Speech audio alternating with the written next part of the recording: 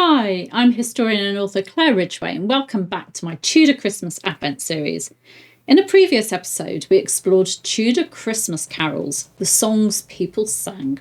But today we're stepping into a slightly different world, because Tudor Christmas wasn't just sung, it was played.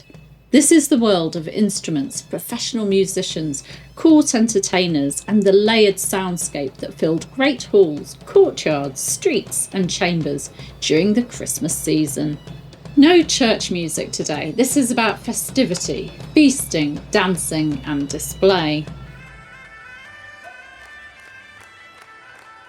Imagine entering a great hall on a winter evening. Torches flicker against timbered walls, tables are laid for feasting, servants are hurrying back and forth, and above the noise of conversation you hear music. Not softly, but boldly. Because Tudor Christmas music was meant to cut through sound. That's why many festive instruments were loud, reedy, or percussive. Let's start with the instruments themselves, all well attested in Tudor records. The shawm was one of the loudest and most important festive instruments of the period, an ancestor of the oboe. It was piercing, nasal, and powerful, ideal for large halls, courtyards, and outdoor processions, and commonly paired with drums. Shawms were often used during entries, banquets, and dancing, and were staples of both court music and city waits. The sackbut, the early trombone, provided depth and weight. It was especially valued for supporting shawms, playing in consorts, and ceremonial music. Court accounts from Henry VIII's reign regularly list sackbut players among royal musicians. For more intimate spaces, music softened. The rebec, small, bowed, and bright. And the viol family, they were used for chamber music, refined indoor dancing, and entertainment after supper. These were instruments of status and polish, often played closer to the high table. And then there's the cornet, curved fingerhold, but played like a brass instrument even though it wasn't one. It had a tone often described by contemporaries as closest to the human voice. It was used in court entertainments, dancing, and complex instrumental pieces. Cornets appear frequently in late Tudor and early Stuart musical inventories. And rhythm mattered. Tabors, small drums played with one hand, often accompanied pipes, and nakers, small kettle drums, were used in louder, martial, or festive settings. These drove dancing, processions, and energetic revels. And bagpipes. These were especially associated with popular festivity, outdoor dancing, seasonal celebrations. They appear frequently in Tudor imagery and were not considered rustic embarrassments and were not confined to Scotland. Even Henry VIII owned bagpipes. Now let's talk about who made this music, because not all musicians were the same. Firstly, court musicians. They were salaried professionals, often highly trained, and expected to perform at Christmas, Twelfth Night, and New Year. They played for banquets, masques, dancing, private entertainments in royal chambers.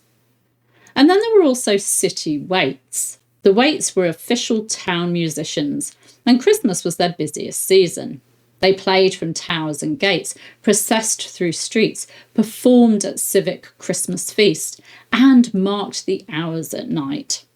Town records from places like London, York, and Coventry show payments to waits, especially during Christmastide.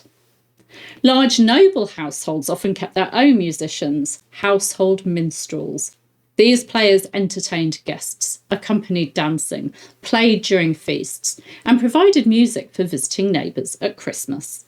In winter, when travel was limited, music helped turn households inwards, making Christmas feel rich and communal.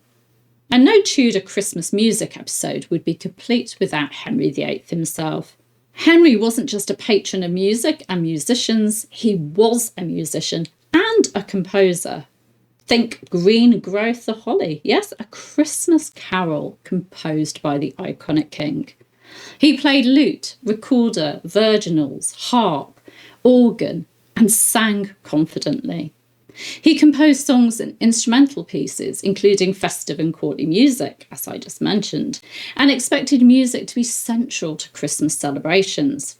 Court records show extra musicians hired for Christmas, payments for instruments and repairs, music accompanying feasts, disguisings, and dancing.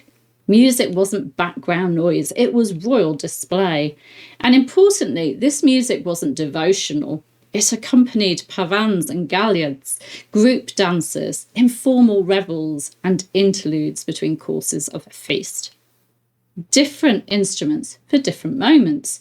Loud shawms and sackbuts early in the evening, softer viols and lutes later, drums and pipes for dancing and misrule. Music was a huge part of the 12 days of Christmas.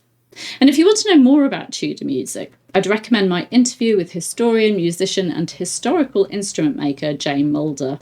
I'll link to it. Thank you for joining me for this exploration of Tudor Christmas music beyond carols. And if you've enjoyed it, please give this video a like, subscribe, and click the bell so you don't miss my next episode. And tell me in the comments, which Tudor instrument would you most like to hear played live? I'll see you tomorrow. Bye.